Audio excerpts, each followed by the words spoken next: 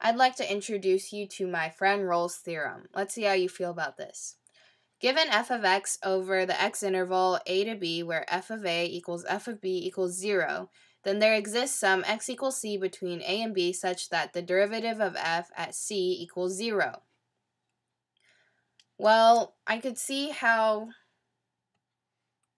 this makes sense, since if I had a function that looked like this, where my point A is over here and my point B is over here, I have a point C about here where the derivative is equal to 0. However, I can also come up with some counterexamples that would contradict this statement. Let's say I have a cusp over here with this point as my A, this point as my B.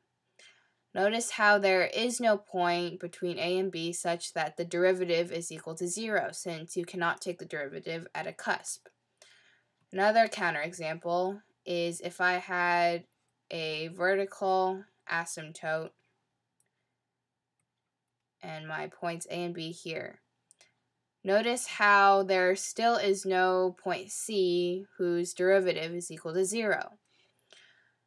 Let's see if we add something else. Let's say f is differentiable over the interval ab.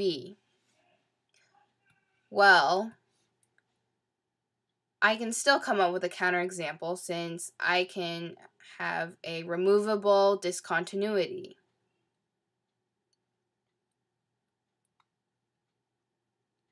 So here I have f of a equals 0, f of b equals 0, and f is everywhere differentiable over the interval a to b. I still don't have a point C such that the derivative of f at point C equals 0. So I need to add a little bit more. Let's say f is continuous over the interval ab, the closed interval ab.